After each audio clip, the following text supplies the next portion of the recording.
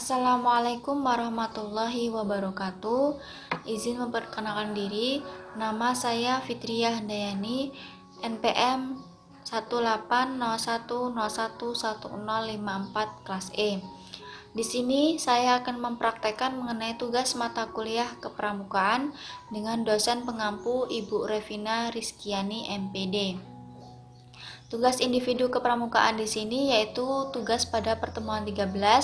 Ada 5 materi pada pertemuan 13 ini, yaitu yang pertama ada api unggun, yang kedua ada teknik menggambar, yang ketiga ada panorama, yang keempat ada tanda medan dan tanda jejak, dan yang terakhir ada weight game. Nah, untuk api unggun sendiri diharuskan untuk lebih dari 10 orang pesertanya dan petugasnya, di mana 10 orang itu untuk pembaca dasa dharma, 3 orang untuk pembacaan janji satya atau tri satya, 1 orang untuk pembina, 1 orang untuk pemimpin, dan petugas-petugas lainnya. Api unggun ini dilakukan oleh peserta, panitia, dan petugas, di mana setelah api unggun dinyalakan, peserta dan petugas menyanyikan lagu api unggun secara bersama-sama. Berikut contoh nyanyian lagu api unggun. Api unggun telah menyala, api unggun telah menyala, api unggun telah menyala, api unggun telah menyala. Baik, yang untuk selanjutnya yaitu teknik menggambar panorama. Panorama berguna untuk menggambarkan kembali situasi atau keadaan suatu daerah pada suatu waktu, dan jika kita kembali lagi ke daerah tersebut, kita dapat melihat perubahan-perubahan yang akan dicapai. Peralatan yang harus dilengkapi dalam membuat teknik menggambar panorama ini antara lain yang pertama yaitu kertas laporan, yang kedua pensil HB dan 2B untuk menggaris, yang ketiga ballpoint atau pulpen untuk menulis data dan keterangan, yang selanjutnya yaitu penggaris, kemudian kompas bidik. Kompas bidik itu untuk mencari sasaran atau arah yang dituju. Dan yang terakhir yaitu pembidik atau masker. Biasa dibuat dari bahan kotak korek api dengan tambahan benang atau kawat. Ini gambar untuk contoh pembidik atau masker. Dan ini contoh kompas digital yang saya gunakan tadi untuk kompas bidik atau pembidik yang untuk membuat panorama. Yang selanjutnya yaitu langkah pembuatan panorama. Yang pertama, bidiklah dengan kompas arah yang dituju atau yang dicari. Kemudian setelah itu terlihat pada pembidik, tandai tempat tersebut, misalnya pohon, bukit, rumah, dan sebagainya. Kemudian yang selanjutnya yaitu penggunaan pembidik atau masker. Letak titik tengahnya harus tepat dengan tanda yang sudah ditentukan dengan kompas sebelumnya.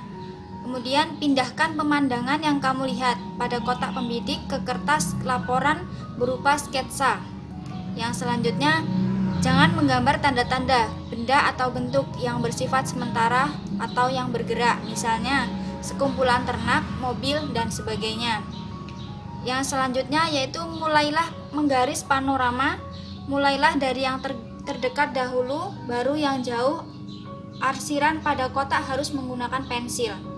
Kemudian yang terakhir, selesai menggaris, lengkapi data-data atau keterangan pada laporan.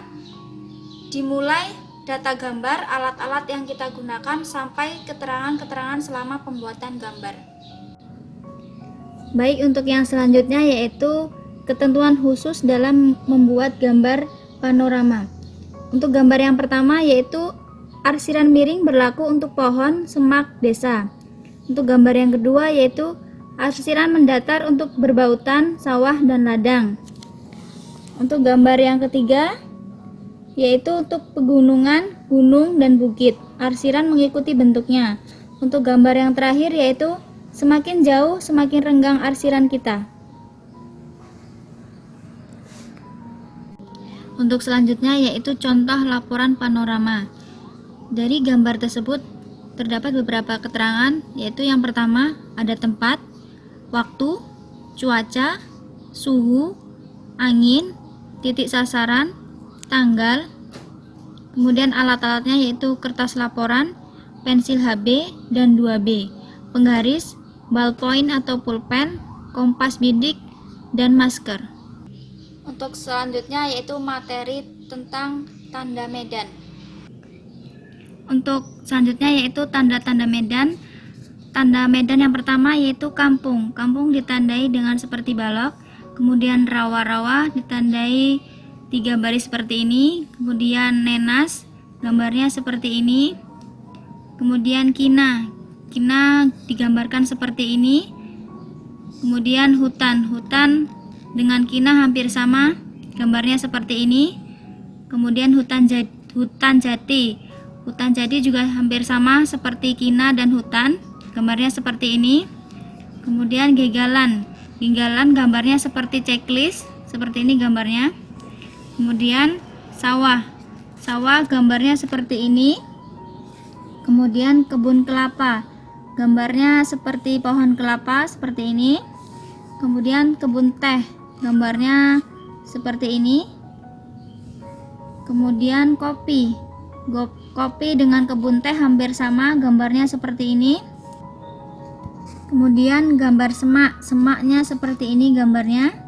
Kemudian bambu. Seperti bambu seperti ini gambarnya. Kemudian yang terakhir alang-alang seperti ini gambarnya. Dan ini beberapa contoh gambar yang lainnya. Contoh dari tanda medan.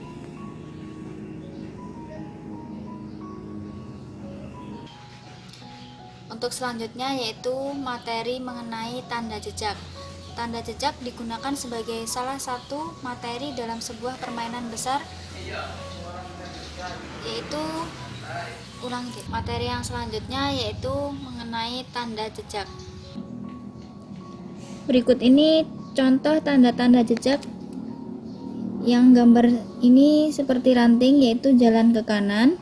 Kemudian ranting 2 yang di atasnya ada ranting, yaitu 2 km lagi. Kemudian yang ketiga ranting 1 yang atasnya ada ranting, yaitu sudah dekat 1 km lagi. Kemudian gambar yang selanjutnya seperti ini, yaitu jalan ke kiri atau belok kiri. Kemudian jalan terus, gambarnya seperti. Untuk selanjutnya yaitu jalan terus, gambarnya seperti ini. Kemudian yang terakhir yaitu jalan ke arah sudut ranting.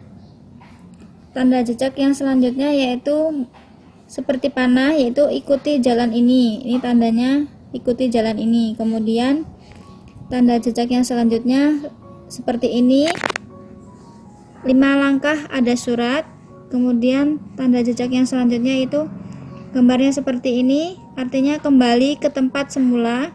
Kemudian tanda jejak yang selanjutnya gambarnya seperti ini, artinya perkemahan. Yang selanjutnya tanda jejak gambarnya seperti ini, yang berarti jalan ke kiri. Kemudian gambarnya seperti ini, yang berarti jalan terus. Yang selanjutnya gambar seperti bebatuan seperti ini, artinya jalan ke kanan. Kemudian yang terakhir gambarnya seperti ini, artinya jalan ke kanan. Dan ini tanda-tanda jejak yang lainnya, gambarnya seperti ini dan keterangannya ada di bawahnya.